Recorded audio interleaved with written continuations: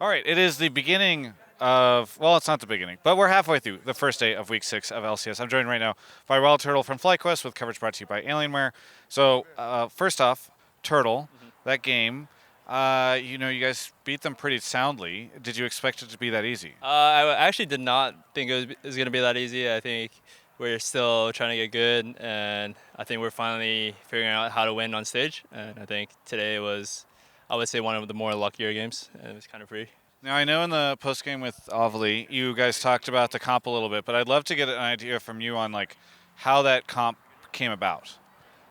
Well, we kind of just decided flexing Jarvan could be good sometimes, and Wadid says he can play Jarvan, so he wants to play Jarvan, and then Lucas can get a counter pick jungle matchup, and I think that's kind of how we thought about it. And then we're like, yeah, let's just take the Rek'Sai and have Jarvan flex the bot lane.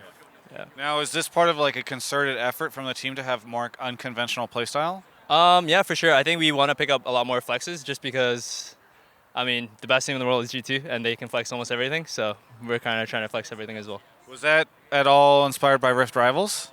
I think it was to a degree. I mean, we were definitely watching the Rift Rivalry games as we were practicing during the 2 weeks.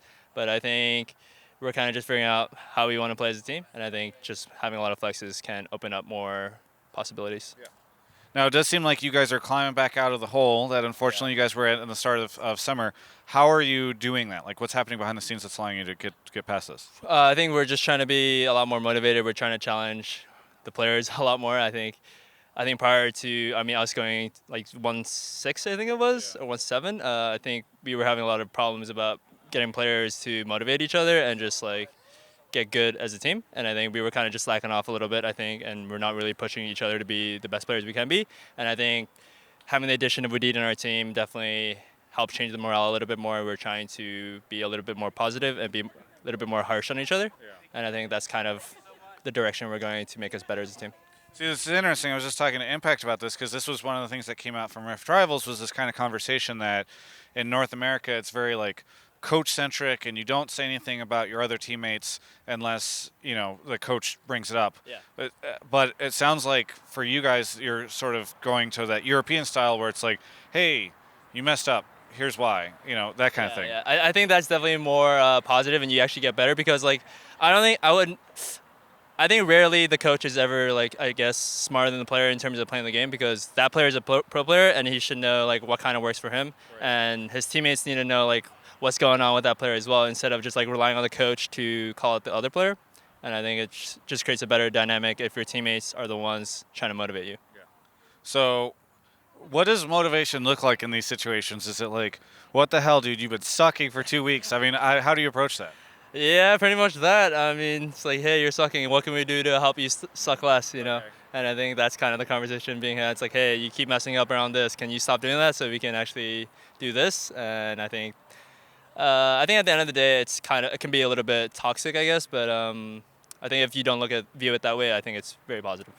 Yeah. So it can be toxic. If you tell yourself it's not toxic, it can be positive. Yes. Okay.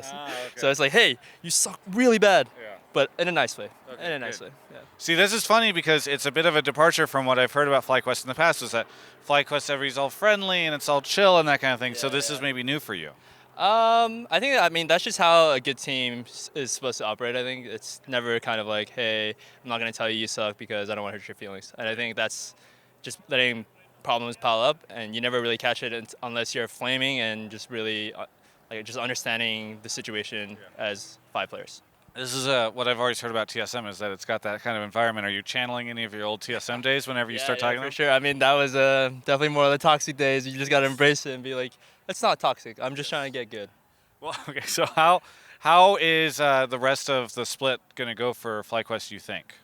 I think it's still very hard to tell. I think we have a lot of issues still, even though we are now winning our stage games. I think our practice has been a little bit shaky. And we're still not figuring out like what we can do to like get to that next level. And I think until we find that, I think we will stay in the middle of the pack or below like average, I guess. Yeah. All right. Well, is there anything that you want to say to any of the fans out there? Travis has a nice shirt. Thank you so much. For everyone else, you can check out the rest of my coverage of all things esports right here on my YouTube channel. squad. Just kidding. It's actually Travis Gafford's interview brought to you by Alienware. I bet you weren't expecting that. Did you enjoy the interview? Drop a comment. In that comment, say, wow, Avali is such a dope individual. That's right. I use the word dope. I'm cool. Let's go. Drop the comment. If you don't, I will find you.